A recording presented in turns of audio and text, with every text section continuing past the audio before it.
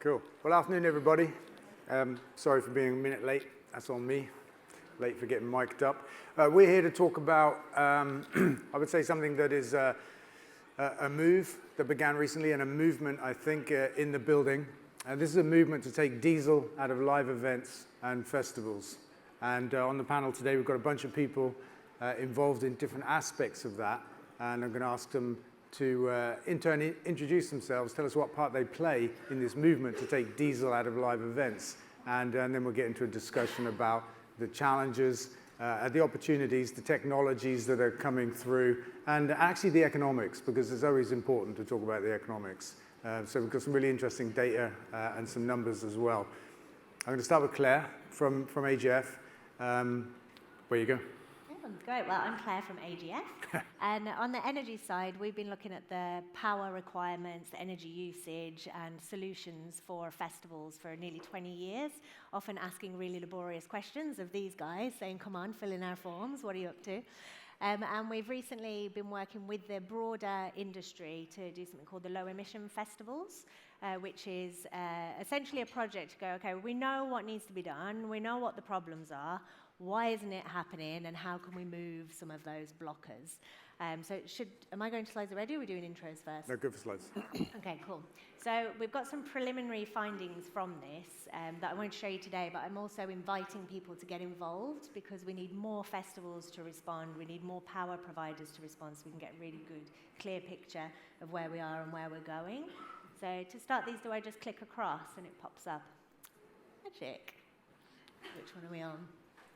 So behind me here, you can see this is, I want to go back actually. So this is from the survey of just 29 festivals.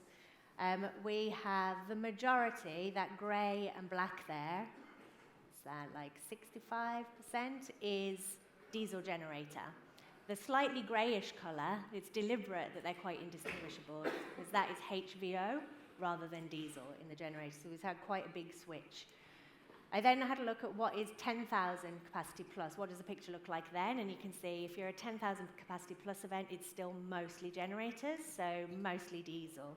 We've got there 90, no, I should have done the maths beforehand, 20, 70, 80, 85% is generators, but largely HVO. So there's been a big switch, like this transition from white diesel to hydrotreated vegetable oil, biofuel essentially. Grid is only less than 10%, battery about 5%.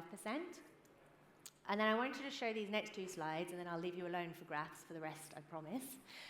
So this is the current, behind Andy. It's so small, you can't even see it behind Andy. So this is the HVO emissions, if you only count scope 1 as recommended or as provided by DEFRA in conversion factors. So you think that there's going to be a massive drop in your emissions if you use HVO. But that is not taking into account out of scope emissions. So this is actually the true emissions with HVO. If you include out of scope, there's not a great deal of difference.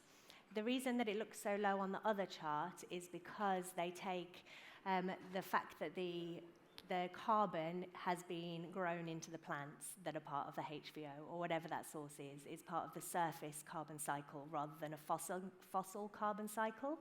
So they say, well, the emissions of this HVO, it's been captured in its production, so we're not going to count it. But the reality is, when you burn it, you emit basically the same as the fossil fuels. So it's good for a stepping stone, but it's not the solution. So the question is, how do we get from, okay, if I do this, can you see the grid now? That's the grid. So that's what we want to grow, so that even when I sit here in the future, you can see the grid like way over my head. So I'll stop there. Okay, great. Yeah, thanks for that. I mean, diesel is Sorry, no, I'm not stopping there. Sorry, Dale. Who's the boss here? Yeah, oh, well. So this, yeah. So you need to all take a photo of that. Can you see it, the QR codes?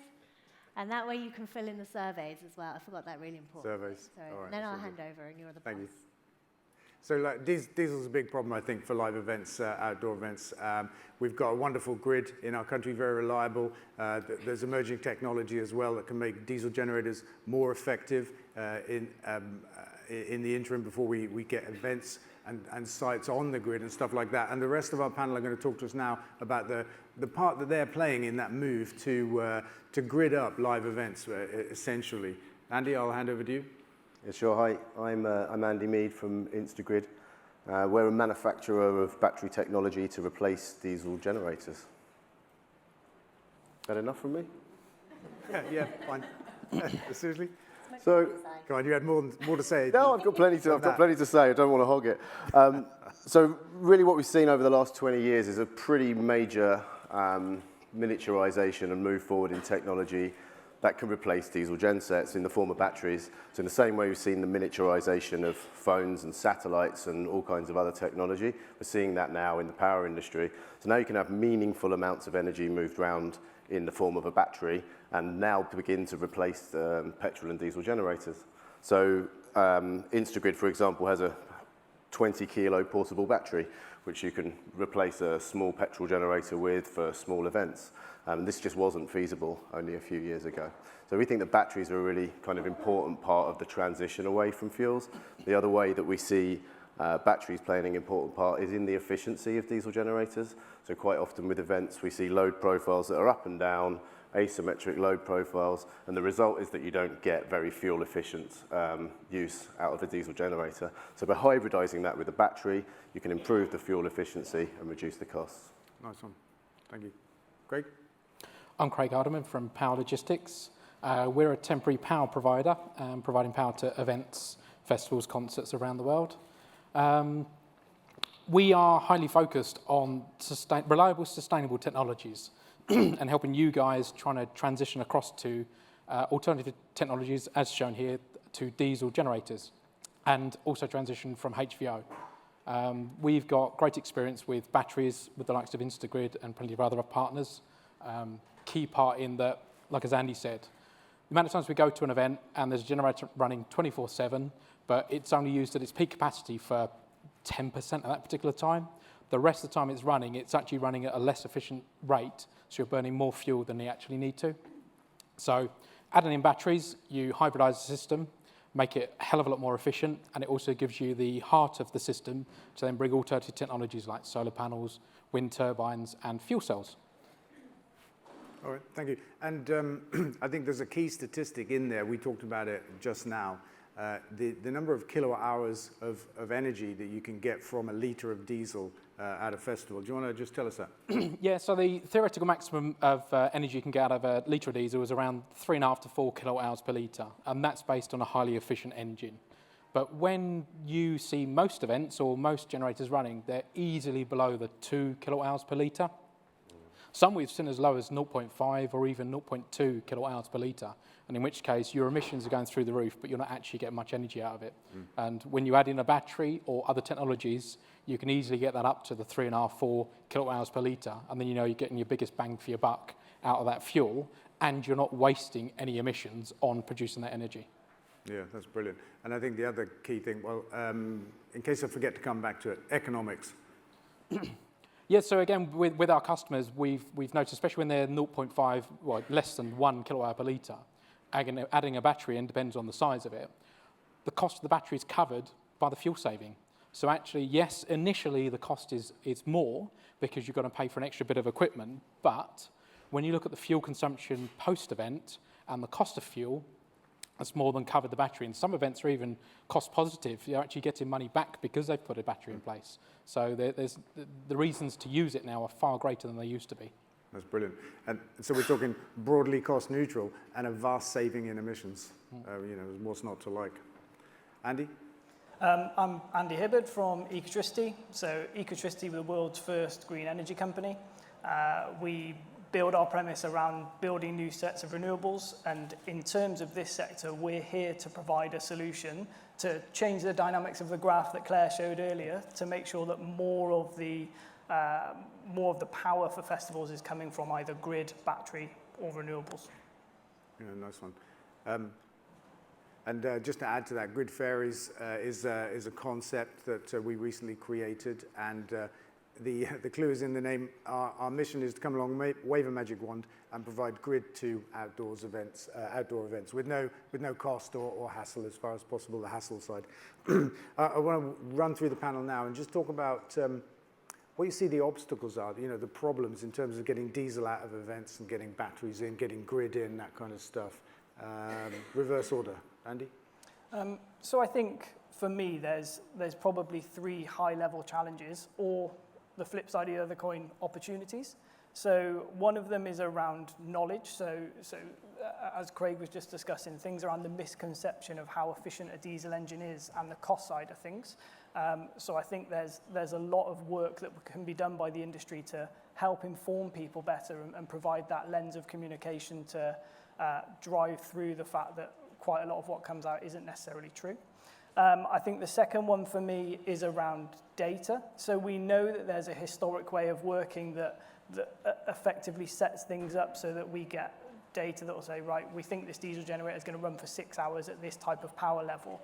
But trying to get into the detail of that so we can understand the actual resource requirement is challenging.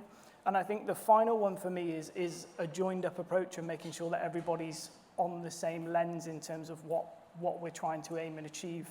And in terms of that, sometimes you'll find that certain arms of even the same organization don't have the exact same objectives, and therefore you end up having to have 2 or 3 conversations about the same thing to drive something forward. Got it. Craig?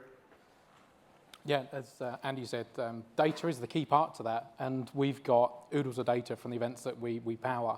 One of our flagship events, which is our R&D project, which is Extreme E, we started off that event 4 years ago with 12 generators touring the world, and we spent 2 years gathering data. After the first event, we added in batteries, and in fact, that event started around 1.6 kilowatt hours per litre, and we got that with batteries up to about 3.5 quite quickly.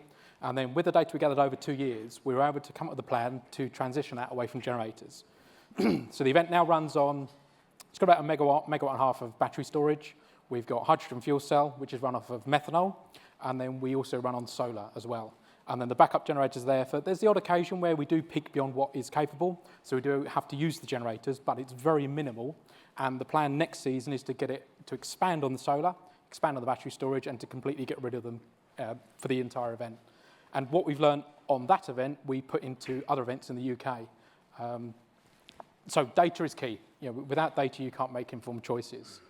And also the cost of the technology. With the data, you can work out exactly the right size piece of equipment you need, and you're not going to overspend on your budget for power, and you can also allocate the right budgets to other technologies. Nice one. Claire? The same issues have been coming up in respect to data from our perspective, but there's some really good platforms out there now, or tools that can be used. It was about 5 years ago, I think we used your little black boxes on Chelsea, and you could attach them to your output and know how much energy was being used and get all of that data afterwards with the peaks and the loads. So that exists if it's not already built in to the generator. So there's a lot of data that's accessible at your fingertips that's just not being gathered by organisers.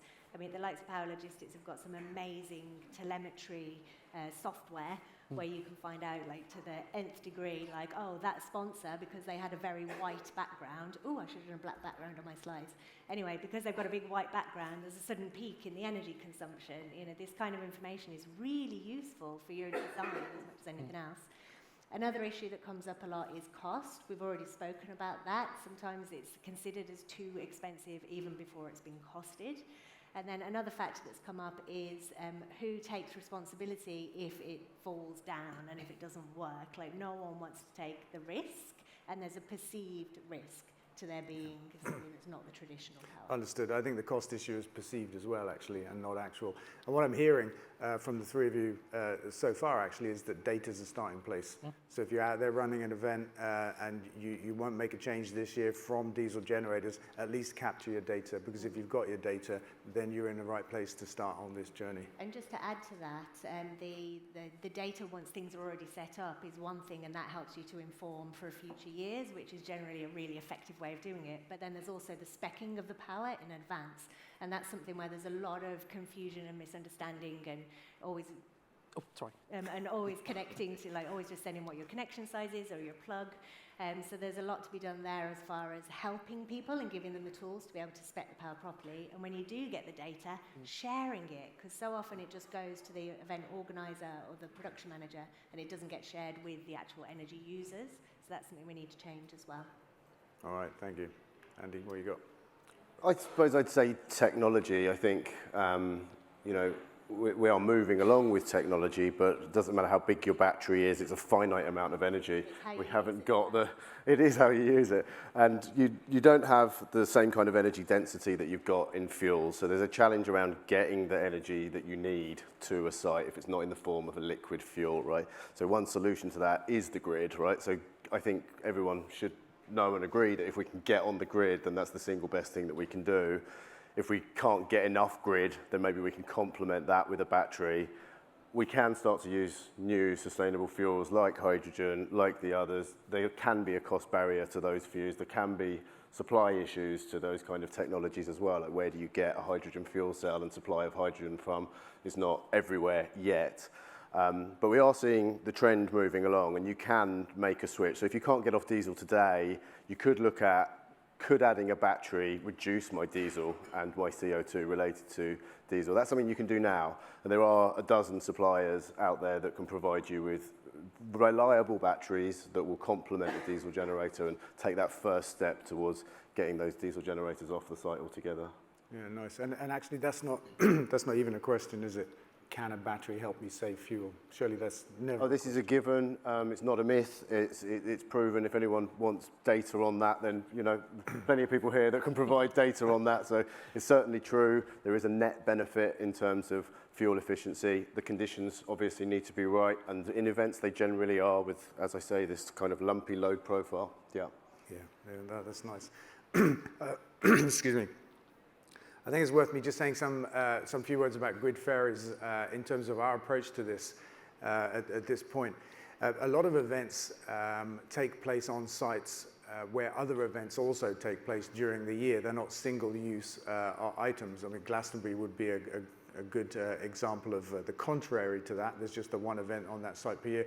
Hyde Park would be a good example of something that supports what I'm saying. There are lots of events at Hyde Park during the year. The purpose of grid Faeries is to try to bring the grid to outdoor events. And we've got a couple of different ways to do that. I mean, first off, we have to get in touch with the local network provider and get a cost for bringing the grid to the event itself, having looked at the power requirements, one of the basics that we just talked about. And we've got one approach where we'll try and build a solar or wind project near the event in order to bring the grid in and share the cost of the grid.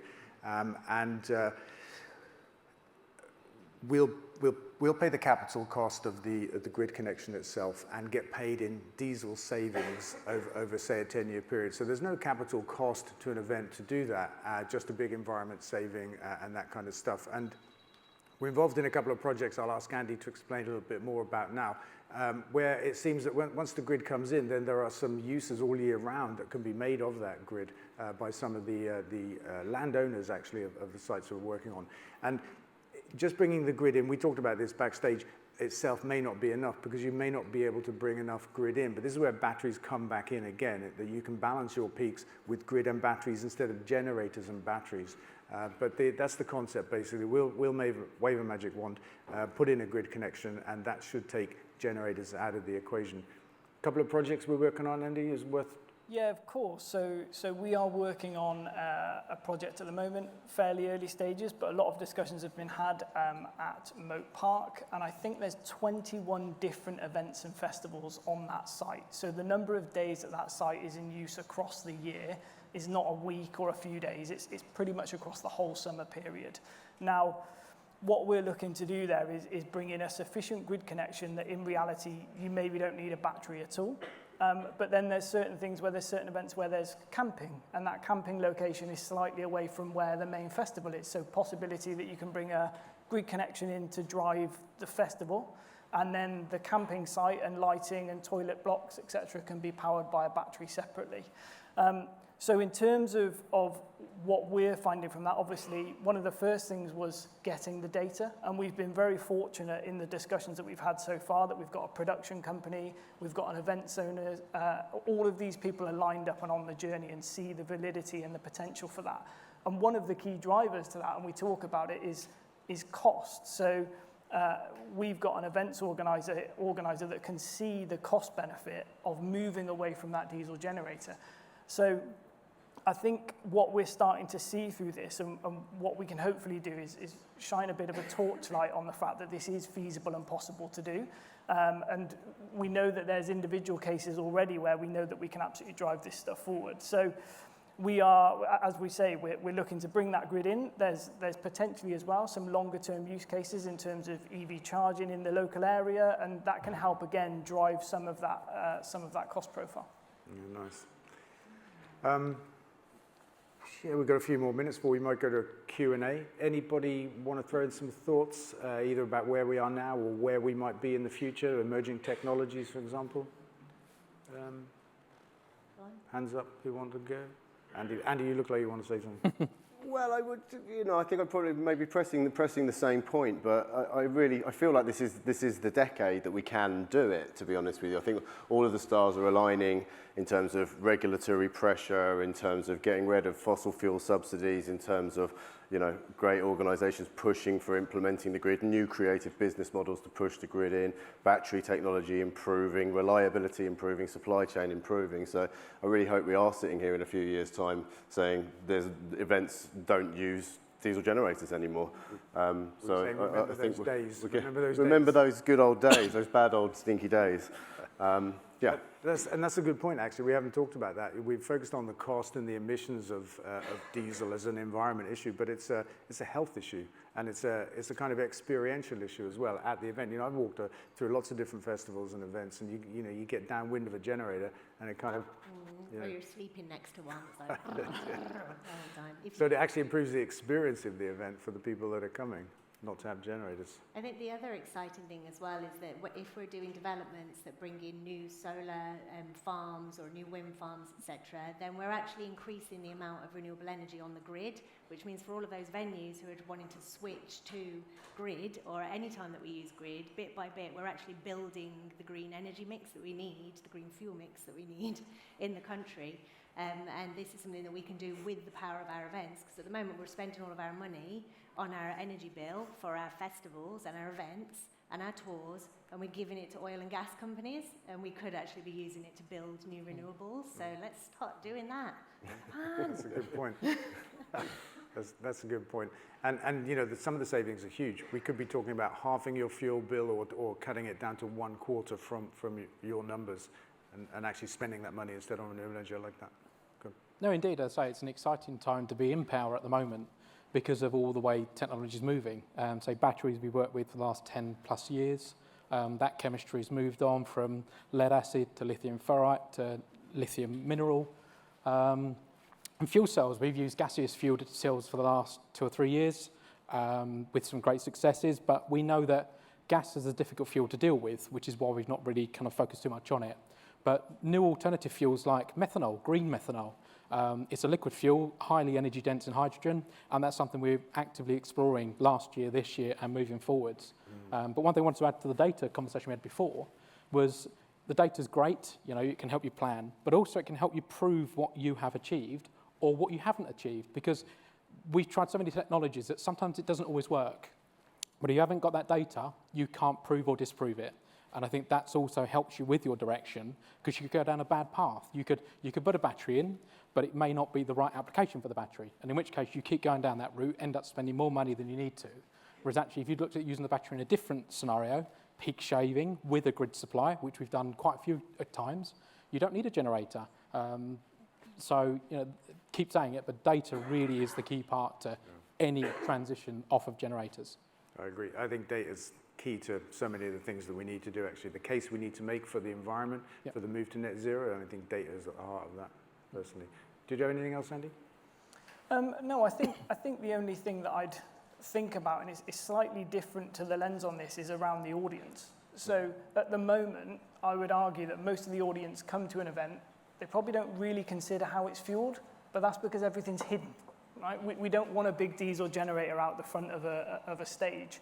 When we're moving to something that's cleaner and greener, it can be something that we promote. It can be something that sits there right by the side saying, look at how we're doing this. And I think that will drive an audience to start thinking about that stuff more, which will get the wave of momentum and crest of things moving forward even more. That's a really good point, actually, that we will push these technologies onto the stage, in effect, to show them rather than hide them. And you mentioned the stars aligning in this decade, and I was thinking that one component of this actually could be audience pull. The demand from audiences actually for cleaner power events, which would be a good thing. I mean, I think there's data that proves that, right, Claire? This is going up the ticket buyer's agenda.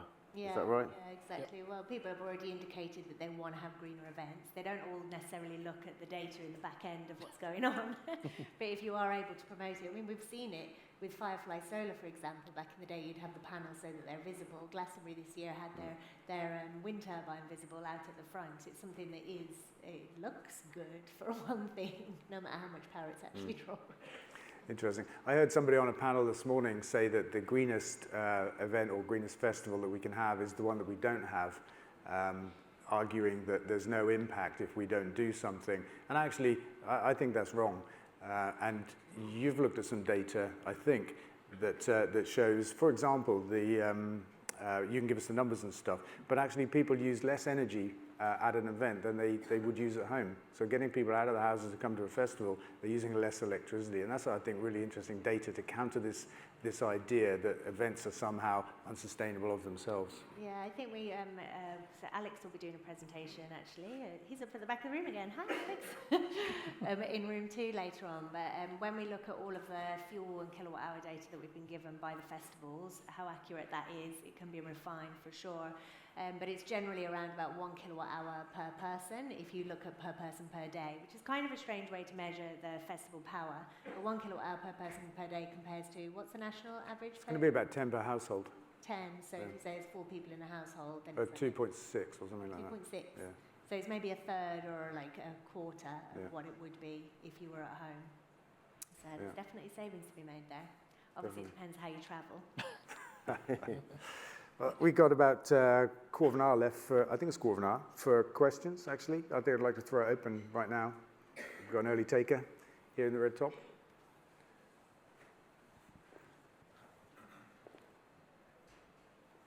Yeah, I was just wondering about the sort of regulation side of it, because I know that Lowlands opened solar carport, one of the biggest in the world, and it made, on so many angles, it seemed to make so much sense. They were like, we can then connect this energy back into the grid and therefore give back to the local community.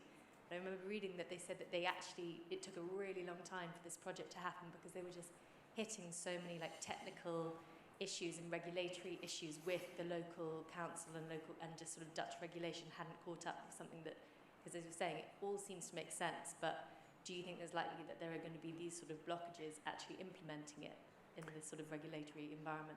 Well, I think that actually we're following in the footsteps, really, of the whole renewable energy industry in that respect in our country, facing planning obstacles in terms of wanting to build something anywhere. That's always a problem in our country. Technical problems, with grid connections and stuff like that. I don't think there are any issues unique or new to outdoor events and festivals on this front, but I'm just going to ask the panel now if they think differently. Andy, have you experienced anything yet? Any new problems that we haven't seen before? It is exactly the same. It's how long is it going to take the DNO to give you a grid quote, and how long is it going to take to get that power to a site? And then on top of that, we still have to go through the same planning regime. As I say, there's a higher level agenda that maybe we need to tie together, but I think that's a knowledge piece rather than a regulatory blocker. Mm. And just to add to that, we're looking at different things that we've tried to change over the years. For instance, compost toilets.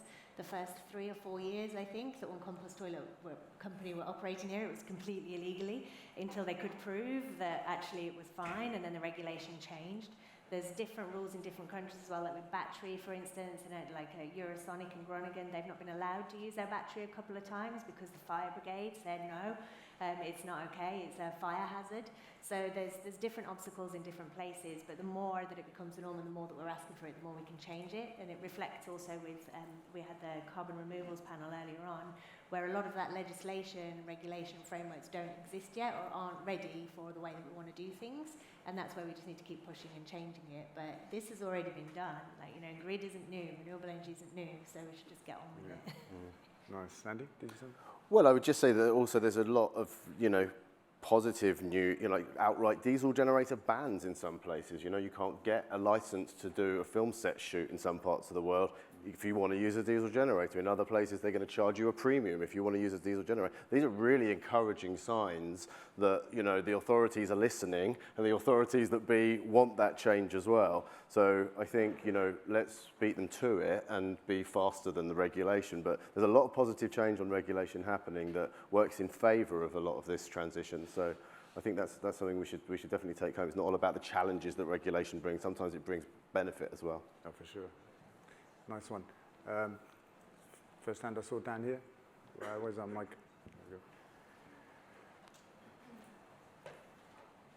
Thanks. So we heard quite a bit about transport to festivals and events being an important part of it. So the focus of this discussion has been on the festival itself. But if part of the ambition is to bring the grid to the festival, would part of the case be to help improve low carbon transport? For example, charging of EVs. What are you looking into the logistics of providing like temporary EV charging for large audiences and so on?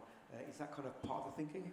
Yeah, I mean, that's a great point. Certainly one of the projects we're working on is Bristol Downs, and there's going to be some EV charging as a legacy from bringing in the grid. Whether it'll be there in time for the event itself, because that's at the end of this summer, then I don't know. But it's a good point. It doesn't have to just be for a legacy. It can be for the event itself. And I'm going to run a football club called Forest Green Rovers, and we put charging points in for our fans to drive electric cars more than 10 years ago when they didn't have any electric cars. But we figured if we didn't put them in, they couldn't come that way. So I think it's something to look at. It's also an immediate reduction in trucking as well. If you're on the grid, then you're trucking less generators in and you don't have to truck the fuel in. And that's something that on that survey we haven't got to it yet. We need more responses. But then we can then look at, okay, if you're bringing in the batteries, what is the fuel impact of that with the trucking as well, so that we can get a true low emission result. That's an interesting point. And we've been looking at electric trucks actually, and are aware they're coming with 2 megawatt batteries on board to drive themselves. And you just made me think there's a scenario in which the trucks that are delivering stuff, if they stay, could plug into a grid on site. Go on. Funny you should say that. That's actually a project we're looking to do this year. Oh, nice. with public EV vehicles. But we found lots of warranty issues with the car manufacturers or the vehicle manufacturers as to if the battery is to be damaged or you reduce cycle life, who's responsible for that and what's the premium cost of it. So it's possible, and we are talking to charger manufacturers about the bi-directional charging. That's a really exciting thing. Just to explain, something called vehicle to grid is the concept where electric cars, if you plug them in at home, they can give power back to the grid as well as take power from the grid when they need to charge. And so the idea that festival goers could plug into a grid and actually provide the power, bring the power to the grid is really really exciting. And stats, by the way, I love stats, but if you add up the power rating of all the cars on the road of Britain today, it's bigger than all of the power stations that power the grid today. So that's how big the potential is in our cars, let alone trucks. Next question, please. Just here, please.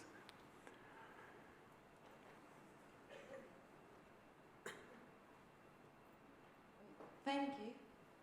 So you discuss speaking to audience about this, and my question to you is, how do you navigate the complexity of the different energy sources, and how do you communicate, hydrogen or solar or HVO, and how do you navigate that complexity when you communicate with an audience who knows nothing? That's an interesting question. I mean, to an extent, I'm just going to go first here. Sorry, guys. I think to an extent it's a background issue, and as long as the lights are on and everything works, that's job number one. And then it becomes a different issue to explain how that's been done in a different way without pollution. And people should notice as also it's without the noise and without the smell. But I'll just throw it open to the panel. I think that similarly, if if you refer it down, like if you boil it down to fossil fuels and oil versus clean energy, then that's quite straightforward. One thing I'd recommend is don't start talking about kilowatt hours and KVAs and peak shaving and peak loads, etc. That's probably not what the audience want to hear, depending on who they are. You want to hear about it, but most audiences don't want to hear about that. But it's quite straightforward, I think. Yeah. I think there's the accreditation stuff as well, isn't there? That, you know, there are badges and you're part of helping, you know, recognise the work that festivals are doing, that it doesn't need to be just about energy. It's like one of the components that audiences can look for guidance from AGF and others to see who's making progress here, who are the guys that I want to give my money to that are making strides in this direction. It can be even more inspiring as well if you're going into a place where they've actually created this ecosystem where we're powered by renewable energy and it's all food that's good for the planet and everybody else as well as for yourself, and it's not just trashing everything. This is the way that we can actually live. And if you can demonstrate that through your event, it can be really positive stories, not just about saying, oh, pick us, but actually, you know what, we can actually live as humans without trashing everything, so let's do that. I think it's a really powerful story. Yeah. I do think visibility is key. So everybody's going to be on a different part of the journey in terms of how much they possibly care, right? But if you continually put this type of thing in front of people and they can see it, and that becomes the norm, then people would just adopt it and start understanding a little bit more around what it means and why it's the right thing to do, I think. Good point. Another question, yes? Hello? Hey, you've got the mic already. How did that work? He brought his own. Patiently waiting. Martin Tim from Northside Festival in Denmark. So I guess this is a question or a comment on the financial side of things. We invested quite heavily in getting on the grid a few years back. But looking at it afterwards, I think we found out that our festival site was actually placed rather good. Normally we would look at it as a bit of, you know, the outskirts or the outside of the city. But what we found out is that it's on the way to the highway. So I think my comment is, or my question is, do you have examples of, you know, partnering up with energy companies or likewise? Because the investment is basically for the infrastructure. But what we have looking into now is to make it into charging stations for the rest of the year, because it's placed really nice for that. But we didn't think about it before, unfortunately, because I think we could have split the costs if we had been a bit earlier. Understood. That's good. I don't think it's a question, there's a comment. Thank you for that. Yep. Question, please? Yeah, chap behind you, can you pass him the mic? Thanks. Nick Corson from Steam Coward. Racism has been used quite divisively this week, and I saw last week actually an organisation, I saw a sticker on a Land Rover in the country. No farms, no food, stop solar.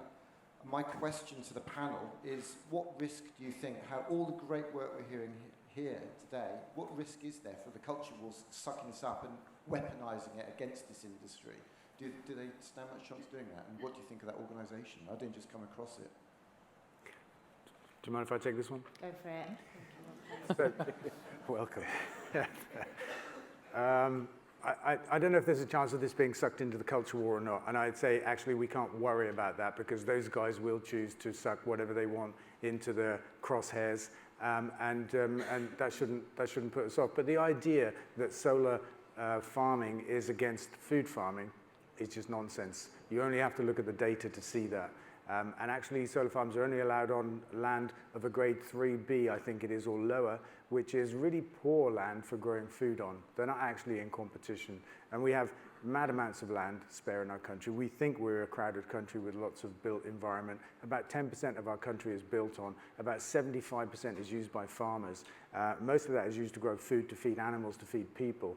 And we can free up 50% of that 75% if we just stop eating animals, for example. But there's no conflict between solar and food farming. Just isn't. Another question, please? Just kind of following on from that, I work for a grid connections company that's connecting all the kind of EV, solar and batteries into the grid. So I'm kind of front line of what you guys are doing and also seeing the different texts that come through. In relation to what you just said, we're also seeing solar architectural design companies that are now incorporating stand-up solar with kind of agri-tech underneath, to harnessing where the sun's coming in, the water, and that type of thing. So I don't think it should be an issue. Nice one. Thank you. Yeah, one here. Thanks. We hear a lot about how slow and there's such a backlog with connecting to the grid. And you're talking about putting grids in new locations. How quickly actually is that backlog a myth? Is it a problem? Or, where are we at? I actually learned, because you're going to answer this, I think, but I'm going to say something first so it doesn't seem like you're answering all the questions. I learned from Dale yesterday about the wind farm backlog actually being because it's offshore, not onshore. Do you want to say some more to that? That's what I would have said. Oh, that's what you would have said. Well, actually, it was my idea. But I was going to explain it. The really big offshore projects of, like 500, 1,000 megawatts or something like that, they are so big that they require the building of new lines, connecting into the national grid in particular places, strengthening, all that kind of stuff. Whereas the original renewable energy rollout that we had in our country, onshore wind, for example, and still onshore solar today, tends to place itself in and around the grid where there is capacity for it to be taken. And so there aren't queues for that onshore stuff as there are for the big offshore stuff. So one way we can avoid that problem is to lift the onshore wind ban, which I hope the Labour government will do, and start building again. Another question, please? We've got a couple of minutes. Oh, sorry. Yep. So a question really about venue choice. So for me, before we start putting in more infrastructure to create these grid extensions to new sites, one of the main things for me is actually, are we choosing the right venues in the first place? Should we be using venues that already have infrastructure, but we need to look at educating the audience on how to get there? So an example would be, we had a festival, I'm from DF Concerts in Scotland, in Faeries. So beautiful castle, lochs, mist, everything you want on a postcard. Absolutely terrifyingly difficult to stage a festival there, and you're taking carbon into communities and trucks down windy roads, everything about it and everything it stood for was kind of contradictory. Whereas we took that event last year to the Royal Highland Centre, which is between the A8, Edinburgh Airport.